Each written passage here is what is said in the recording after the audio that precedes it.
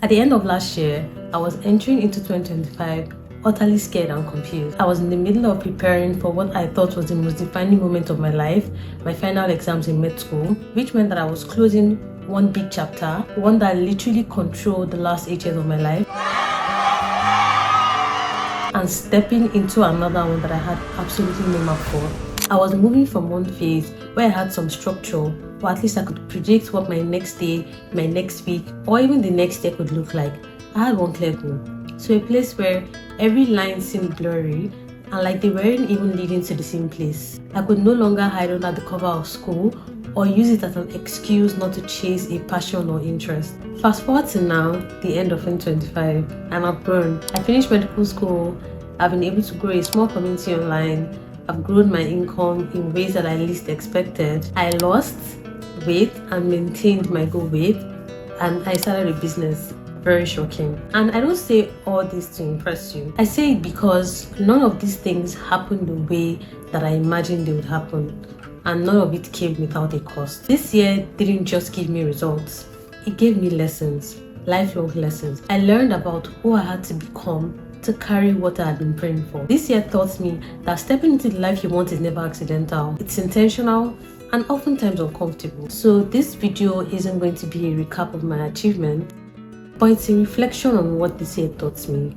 and what it quietly demanded from me in return. Hi, I'm Chiagozim. I'm a medical doctor, a YouTuber, and a business owner. And in today's video, I'm here to share with you 10 mindset shifts that absolutely changed my year. If you're tired of setting the same New Year resolutions year after year, then this video is for you. The first thing that I was lucky enough to learn really early in this year was that growth has a cost. There's a level of growth that you would want to reach that would require more than what you're comfortable with. It could be time, it could be money, it could be an activity, it could be a habit, it could be extra sleep, and you owe it to yourself to invest in yourself. Because ask yourself this, if you're not willing to invest in yourself, why are you expecting someone else to do the same? Sometimes we're not willing to pay for resources that will give us knowledge, give us a skill, a certification, or just put us in a room that we're going to expose ourselves to opportunities. Free resources have their place, yes, I agree, but it's limited. What free resources can do for you is very limited. They are free for a reason. This year, I had to tell myself that I needed to be willing to put my money where my ambition was, right? If I said I wanted to get to a particular place, I wanted to learn a particular thing, but I set a goal for myself this year, I needed to be willing to invest what it required to get there, regardless of what it will cost me, because it's what I wanted. The second mindset shift I had this year that was quite painful and literally an eye-opener for me is that ideas don't make you special.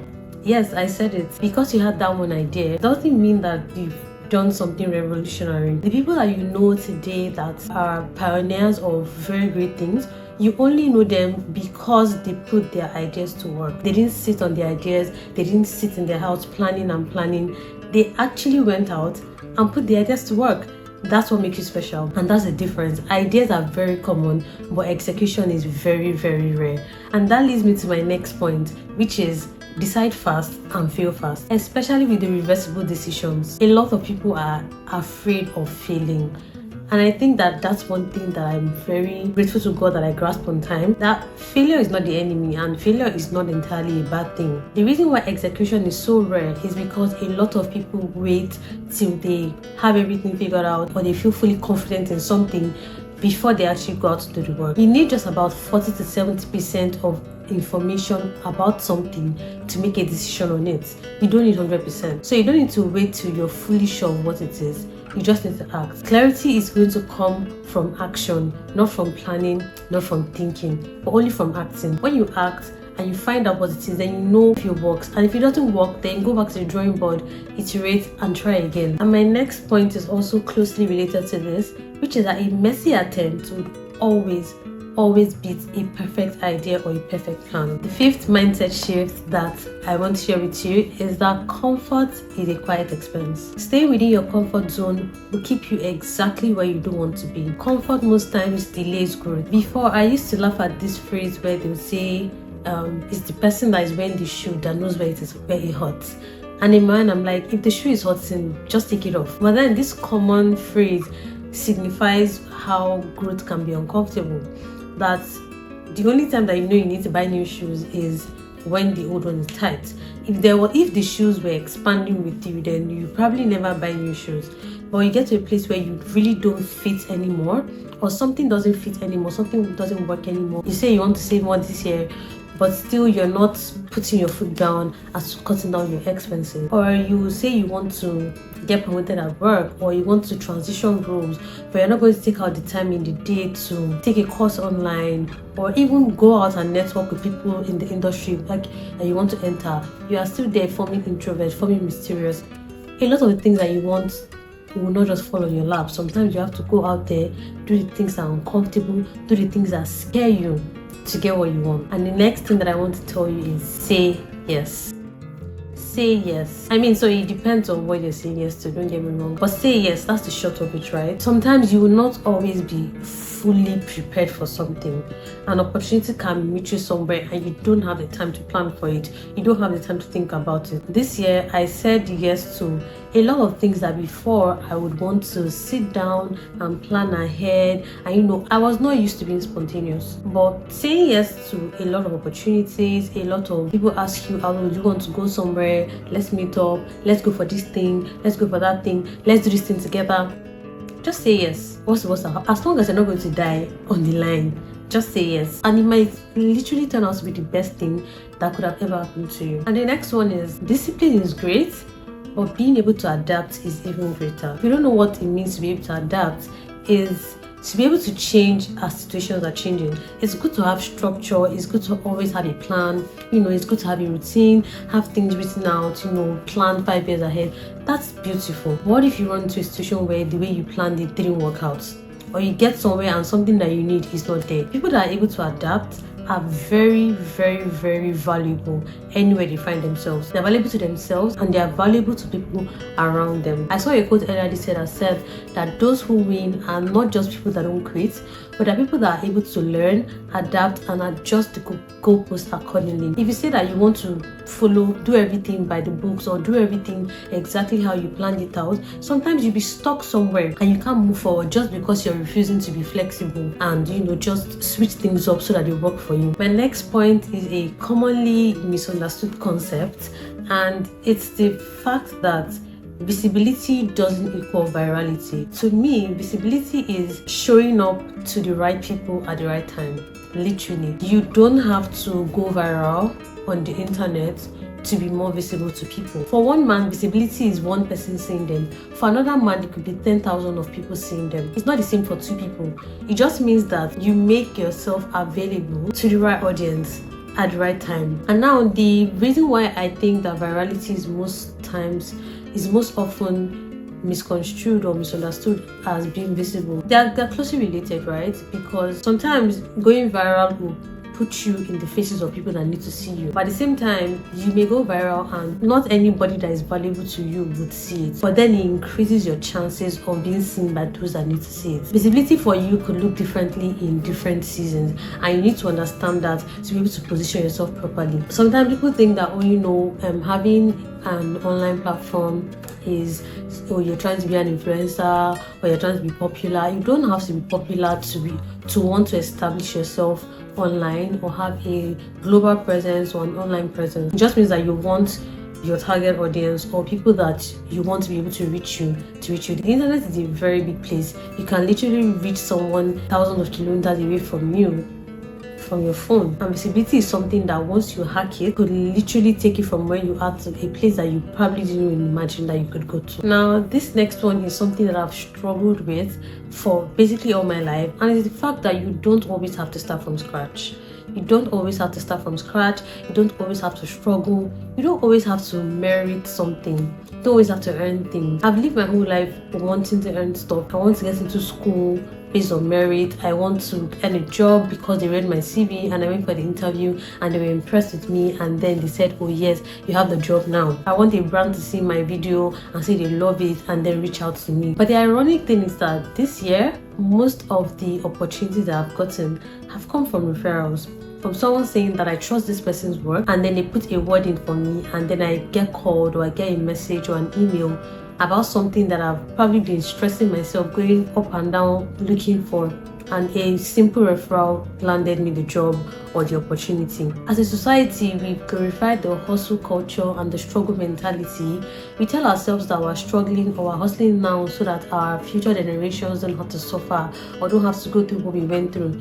But then we see children of people who have done the same thing and we shame them, we downplay their victories or their successes because they didn't suffer for it. That's where the irony is. You don't always have to suffer, and I think the moment you realize that and you tap into it, you spend your time focusing on things that really matter instead of trying to struggle every day. And this is not just only about using people within your network to get somewhere.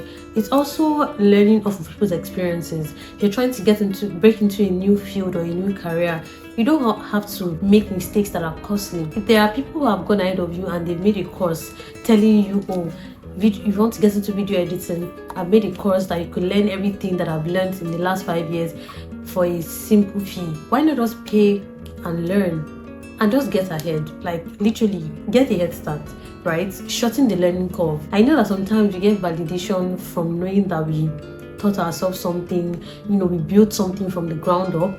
But if you can save yourself that time, sometimes you may be saving yourself money, saving yourself lost opportunities. Just do it. And my next point is maximize what you have rather than chasing what you don't. Sometimes the things that we are looking for outside, or the things that we think that we lack, we already currently own. Sometimes you think you need more friends, but you have a lot of friends. You're not just a good friend, or you're not just investing in those friendships. Sometimes you say, oh, I need more clothes, but you have a lot of clothes that you've probably just worn one time. Instead of always buying new stuff or trying to get new things or saying, oh, chasing what we think that we don't have, why not maximize what you have? I'll give you a very good story. When I started YouTube, I thought I needed a microphone, right?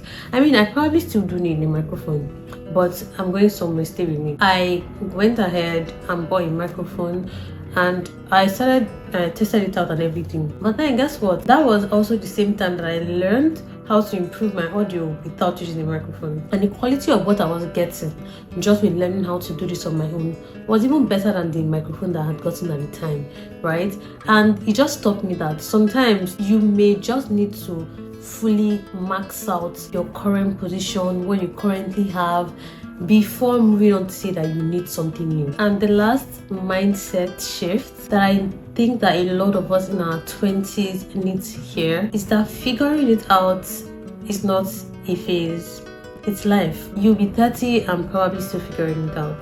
You'll be 40 and probably still figuring it out. You'll be 50, 60, 70, 80, 100. Probably still figuring it out. The media has made it look like a lot of people know what they're doing. We see people with very well curated feeds, their lifestyle look like they're in check, they have routines, they have like the way they look, the way they dress, they have the dream job and all of that. And people just look like, oh yeah, they know what I'm doing and I'm the only one that does not know what I'm doing. But that's a lie. We are all just winging it, really. All of us are winging it. We're all just trying to figure this life out. I don't think there's any one person that has done this life before and knows or has the blueprint or a handbook on how to do it all over again. So really, none of us know what we're doing here. Are just moving every day by the grace of God. And one thing that I told myself this year that I'll do is to take each day as it comes, literally. Some days I wake up and I know what I'm doing, I do things right, and I wake up the next day and I have absolutely no clue what I'm doing with my life. I think knowing what you want, what you have to do for today is enough. You don't have to know what you have to do for the next 10 years. When people ask me, oh, do you have a 10-year plan? I don't have a 10-year plan. I'm so happy that I can say that out loud now, but I don't have a 10-year plan because I really don't know where I'll be in 10 years. I have an idea of who I want to be in 10 years or who I hope to be in 10 years. I have an idea of where I hope to be in 10 years, things I hope that I've achieved in 10 years, or how I would like to feel in 10 years. Those are things that I can, let's say, put my pen to paper and say, yes, this is how I want to feel in 10 years. Or I might as well have a different reality in 10 years. And it's just to say that don't beat yourself up about it. You're in your 20s, you're still very young. I know it sounds ironic.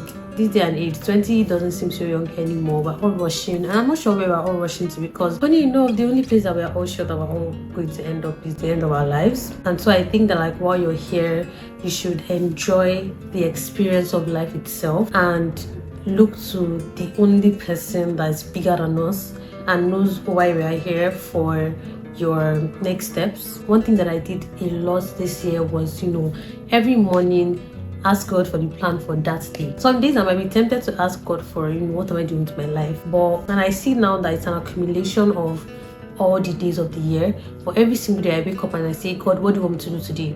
God, how can I show up fully today? God, how can I do this excellently today? How can I do this diligently today? Right? My plans were for today. Give me my daily bread, literally. I had an alarm on my phone, and the name of the alarm was give me my daily bread every morning, because that's really what we need. A line of the Lord's Prayer says, give us this day our daily bread. And my revelation of daily bread this year was not exactly what you have to put in your mouth to eat, but that in this life, you only need just what you need for today. Like, having what is enough for today is sufficient. Tomorrow has enough worries. I think if you read your Bible, you see these things all the time. Tomorrow has enough worries of its own. You don't have to be worrying about what you eat tomorrow, what you wear tomorrow, where you be tomorrow. But what is enough for today is just what you need. I just think that there's somebody that would really love to hear these things that absolutely changed my life this year. I am a much different, evolved person than I was at the beginning of the year.